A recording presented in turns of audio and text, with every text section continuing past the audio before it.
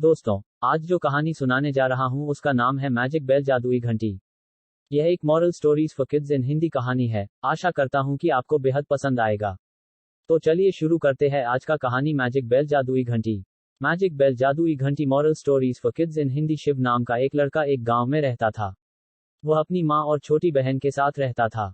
वह पहाड़ के पास जंगल में मवेशियों को चराने जाता था। एक बहुत बड़ा पेड़ था। शिव पेड़ के नीचे बैठकर गीत गाते थे। वहां के पक्षियों से उसकी दोस्ती हो गई। वह मवेशियों पर नजर रखता था। वह शाम को गांव वापस आता और मवेशियों को उनके मालिकों को सौंप देता। उसे गर्मी में दिन भर मवेशियों को चराने के लिए कुछ पैसे मिलते थे। शिव ने घर के खर्चे की कमाई अपने पैसों से की। उसने पैसे से अपनी माँ और बहन की देखभाल की। उन्होंने जो पैसा कमाया उससे घरेलू जरूरी चीजें खरीदी।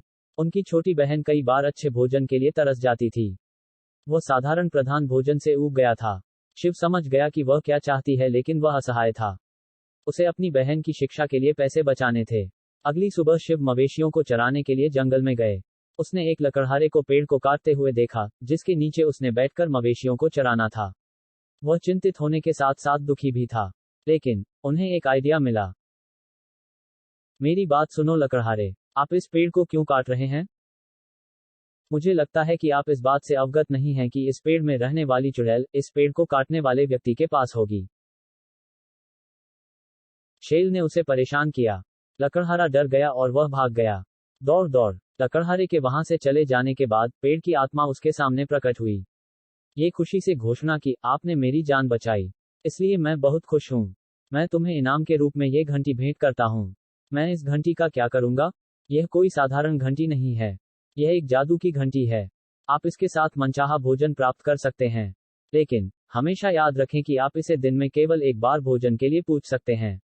धन्यवाद मेरे दोस्त। शिव बहुत खुश था क्योंकि अब कोई भी भूखा नहीं सोएगा। उसकी छोटी बहन को उसकी पसंद का खाना मिलता। जब शिव शाम को घर लौटा तो उसने अपनी माँ और बहन के साथ घटना को साझा किया।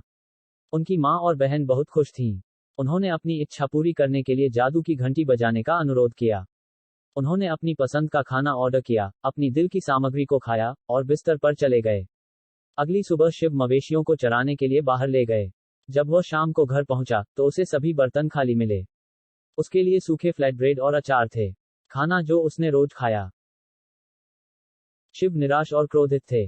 उसने कुछ नहीं खाया और बिस्तर पर चला गया। वह अगली सुबह जादू की घंटी अपने साथ ले गया। जब उसकी माँ और उसकी छोटी बहन भूखी थी, उन्होंने जादू की घंटी की तलाश की। उन्होंने पूरे घर की तलाशी ली, लेकिन जादू की घंटी नहीं मिली। वे दुखी थे। उन्हें लगा कि उन्होंने घंटी खो दी है। उन्होंने सोचा कि उन्हें न तो बेल मिलेगी और न ही भोजन।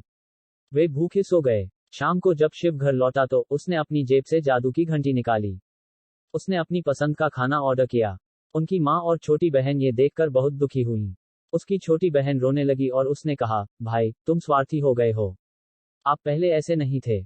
ये सुनकर शिव दुखी हुए। उसे अपनी गलती का एहसास भी हुआ। लेकिन उन्होंने जो महसूस किया उसे भी साझा किया। आपने घंटी से कहा कि आप खाना दें, लेकिन आप मेरे लिए खाना रखना भूल गए। मैं थक गया था और भूखा ही सो गया। मेरे पास कोई और विकल्प नहीं था। मैं दुखी और गुस्से में था।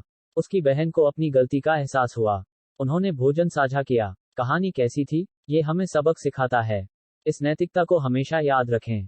कहानी का नैतिक ये है कि हमें स्वार्थी नहीं होना चाहिए। हमें दूसरों की जरूरतों का ध्यान रखना चाहिए।